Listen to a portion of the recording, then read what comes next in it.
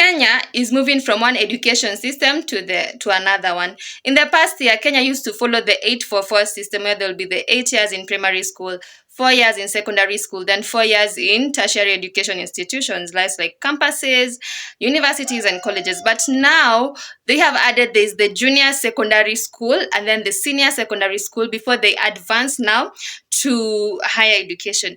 And the question was, what was the problem with the 8-4-4 system? Because previous years, Kenya had been praised as to be one of the countries with very progressive education system. Our systems were termed to be the best. So what could have happened? What was the shift? Now the complaint came that the system was very result oriented and very competitive, competition oriented, where we'd have people lined up from the best performing, they'd get on national exams. Example, like we used to have two national exams, that is for the primary level, Kenya Certificate of Primary Education, KCPE, and then for the secondary education, Kenya Certificate of Secondary Education, KCSE. Now, after these two exams, we'd have the people lined up according to their grades. So we'd have the highest person to perform, and they'd have media houses come after them and interview them just to encourage the future generation. Now, the challenge was the system was meant to be seen as it was just competition oriented and just mastery of content oriented without any progressiveness. So with the new system, it's called the competency based curriculum, where they want the children to be as competent as possible. So they are introducing a lot of issues. They're introducing all of, but there's a catch. When government is praising the new system that is going to be very competent based, and there's a lot of um, a lot of coverage in the syllabus and content, just people are going to be competent enough, the parents and teachers are complaining that schools haven't been sponsored enough.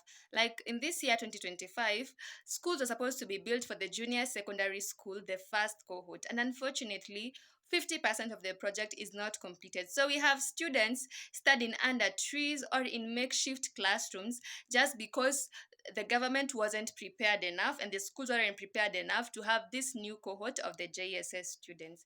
It's a very sad reality, but then it's the reality of many African countries where government puts and tries to implement new things, but doesn't follow up with the budget and the support that it needs. We still have we still have schools in Kenya that children study under trees. And it's very sad because it's also a very forward country, very tech oriented. So it's sad that in 2025 we can have students still studying under trees. And that's just one about the issue. But the other thing is, will eventually the test of time prove us wrong that this was the best system? That one will know maybe 10 years to come, because even the content that they are taking, every new year books are being revised and parents have been advised to just keep on buying books, and that was one of their complaints. Because why can't in the previous system people used to use even the same book over almost like 5 years? It's just stays in the school, the government would like put books in the school and students will have the textbooks that they need. But these days it's very difficult because every year there's revised version of the book, and that's what is needed. So the question is this a new scheme to just steal money from, to just siphon money from the parents, or is it a good system? It looks like a good system because children are more involved, their parents are also involved. We see the projects, the homework that they come back with, and they say this is a good project.